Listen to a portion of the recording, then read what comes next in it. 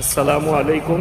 আপনারা দেখতে পাচ্ছেন আমাদের রানা ভাই দুই বন্ধু, আর এইদিকে আমাদের কাবুল ভাই আছে। এই দেখেন বিরিয়ানিতে ঘি পড়ছে। আলহামদুলিল্লাহ মিটিয়াপুরীদের বাবুর্চি, মারাত্মক বিরিয়ানি আপনারা দেখতে পাচ্ছেন। আমি এখানেই বিরিয়ানি খাই।